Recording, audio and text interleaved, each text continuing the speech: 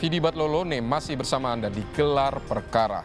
Saudara jaksa penuntut umum menuntut pidana 12 tahun penjara bagi Richard Eliezer karena perannya sebagai eksekutor yang merampas nyawa Brigadir Yosua. Tuntutan ini menuai kontroversi di masyarakat karena status Richard Eliezer sebagai penguak fakta.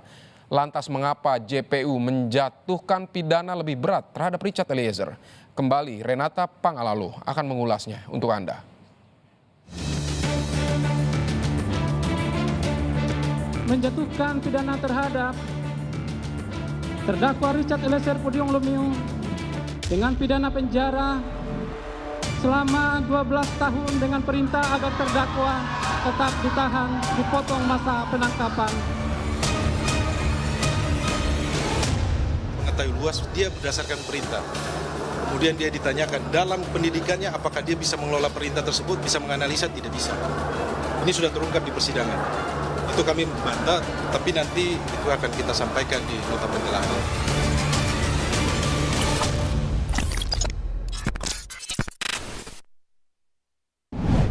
Richard Eliezer, sang justice collaborator, dituntut 12 tahun penjara. Banyak pihak yang menyayangkan tuntutan ini, termasuk keluarga Brigadir Yosua yang berharap agar Richard Eliezer bisa dituntut lebih ringan dibandingkan terdakwa lain. Ekspresi jaksa penuntut umum pun seperti menahan tangis saat membacakan surat tuntutan di muka persidangan. Bahkan publik ikut patah hati dan mempertanyakan tuntutan yang dinilai tidak adil bagi seseorang yang membantu mengungkap fakta di balik kematian Brigadir Yosua.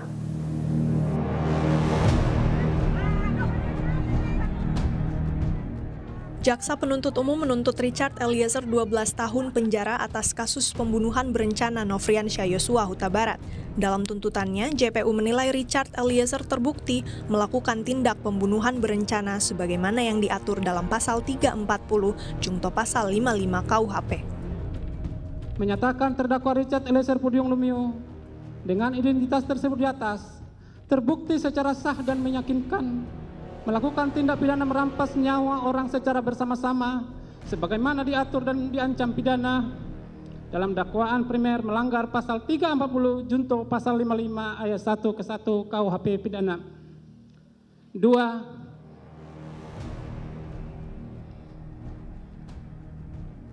Menjatuhkan pidana terhadap terdakwa Richard Eliezer Pudium Lumiu dengan pidana penjara selama 12 tahun dengan perintah agar terdakwa tetap ditahan, dipotong masa penangkapan. Dalam pertimbangannya, jaksa penuntut umum menyebut hal yang memberatkan Richard Eliezer adalah perannya sebagai eksekutor yang menghilangkan nyawa Yosua. Sedangkan hal yang meringankan tuntutan adalah peran Richard Eliezer sebagai saksi pelaku yang bekerja sama membongkar kasus pembunuhan Yosua. Terdakwa merupakan eksekutor yang mengakibatkan hilangnya nyawa korban Nofriansyah Yosua Huta Barat. Perbuatan terdakwa telah menimbulkan duka mendalam bagi keluarga korban. Akibat perbuatan terdakwa menimbulkan keresahan, kegaduhan yang meluas di masyarakat. Hal-hal yang meringankan. Terdakwa merupakan saksi pelaku yang bekerja sama untuk membongkar kejahatan ini. Terdakwa belum pernah dihukum, berlaku sopan dan kooperatif di persidangan. Terdakwa menyesali perbuatannya, serta perbuatan terdakwa telah dimaafkan oleh keluarga korban.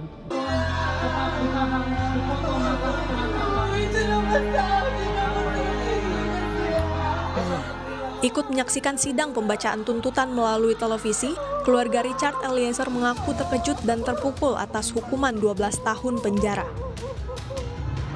Keluarga juga merasa terkejut dan terpukul dengan hukuman yang dijatuhkan 12 tahun.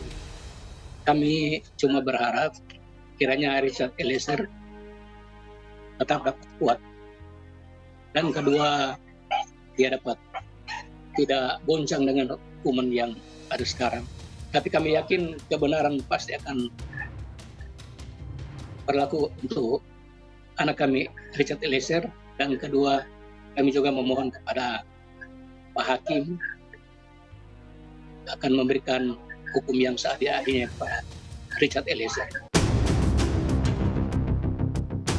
Seusai pembacaan tuntutan, Richard Eliezer menghampiri tim kuasa hukumnya seraya tertunduk lesu. Kuasa hukum Richard Eliezer, Roni Talapesi, menilai status kliennya sebagai justice collaborator tidak diperhatikan oleh jaksa penuntut umum. Roni menuturkan, nota pembelaan yang akan diajukan pihaknya akan berfokus pada pasal 51 ayat 1 KUHP tentang perintah jabatan yang diberikan penguasa berwenang. Status dia sebagai GC tidak diperhatikan, tidak dilihat oleh jaksa penuntut umum. Bahwa kami melihat bahwa perjuangan dari awal bagaimana Richard Eliezer yang coba konsisten dan ketika dia harus berani mengambil sikap, kemudian dia berani berkata jujur dari proses penyidikan sampai proses persidangan itu ditunjukkan. Peristiwa pidana itu tidak berdiri sendiri, Richard Eliezer. Bahwa fakta persidangan publik sudah mengetahui luas, dia berdasarkan perintah. Kemudian dia ditanyakan dalam pendidikannya apakah dia bisa mengelola perintah tersebut, bisa menganalisa, tidak bisa. Ini sudah terungkap di persidangan. Itu kami bantah, tapi nanti itu akan kita sampaikan di nota pembelaannya. Berarti masih di pasal 51 ya, selain Richard yang punya status polisi, juga masih terbuka di pasal 51? Betul, 51 ayat 1 tentang perintah jabatan. Meski sempat mengikuti skenario Sambo, Richard Eliezer memutuskan untuk mengubah keterangannya. Dihantui Yosua dalam mimpi dan rasa bersalah jadi alasannya mengubah keterangan. Jadi selama dari tanggal 8 itu, saya bukan bilang saya tapi saya memang betul-betul dihantui mimpi buruk yang mulia. Sepanjang itu ya, dari tanggal 8. Selama 3 minggu ya? Kurang lebih 3 minggu. 3 minggu kamu mimpi buruk. Mimpi buruk terus yang mulia. Apa mimpimu? Datang almarhum Yosua? Betul yang mulia. Iya, yang benar, yang benar. Betul yang mulia. Oh, itu alasanmu ya? Siap yang mulia. Terus apa lagi? Dan saya juga merasa bersalah yang mulia. Kamu merasa bersalah. Itulah alasanmu, makanya kamu menceritakan yang benar. Saya menceritakan yang mulia. Kedua, apa lagi? Itu yang mulia. Karena saya merasa tertekan yang mulia. Merasa tertekan. Dan beruntungnya pada saat saya di bawah itu sudah tidak ada komunikasi sama sekali saya dengan EFS lagi yang mulia. Jadi saya sudah merasa lebih bisa untuk menceritakan yang mulia semuanya. Sebelumnya, Lembaga Perlindungan Saksi dan Korban menetapkan Richard Eliezer sebagai justice collaborator karena Richard telah memenuhi syarat dan tidak berniat untuk menghilangkan nyawa Yosua. Setelah sidang tuntutan, LPSK turut menyayangkan tuntutan JPU karena Richard diketahui telah menunjukkan konsistensinya untuk mengungkap kasus kematian Yosua secara terang benderang. Kami intinya menyesalkan, menyayangkan sekali tuntutan JPU terhadap Richard Eliezer 12 tahun. Di luar harapan kami ya, karena harapan kami Richard kan sudah kami tetapkan sebagai JC, Justice Collaborator, dan dia sudah menunjukkan komitmennya, menunjukkan konsistensinya untuk mengungkap kejahatan ini secara terang benderang. Bahkan kalau tidak ada pernyataan dan keterangan dari Richard, pengakuan dari Richard, kasus ini juga nggak akan terbuka ya, bahwa kasus ini adalah sebuah kejahatan tindak pidana pembunuhan.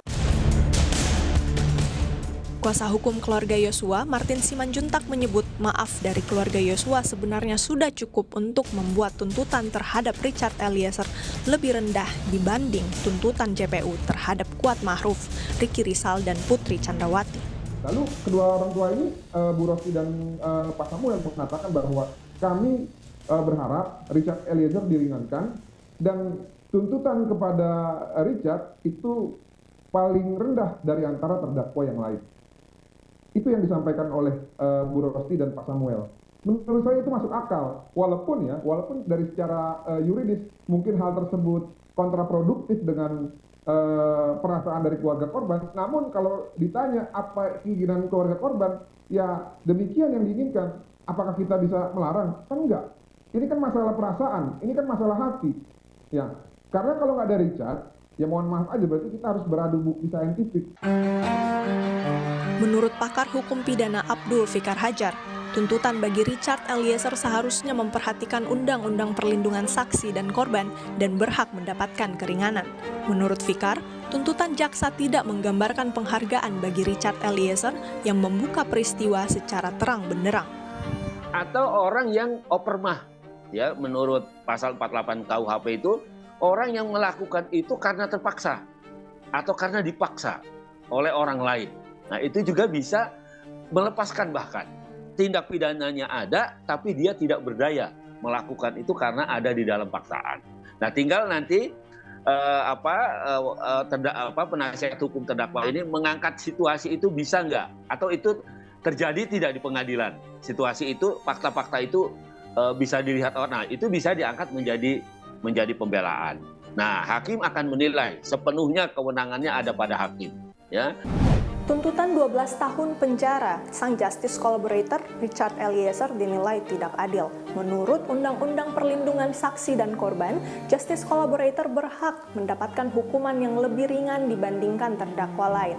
Lantas tuntutan ini menimbulkan tanda tanya, sia-siakah peran Richard Eliezer sebagai justice collaborator sang penguak fakta? Tentu kebijaksanaan hakim yang paling dinanti-nanti untuk menentukan vonis yang adil bagi Richard Eliezer. Renata Panggalo, Andika Ahadiat, Kompas TV, Jakarta.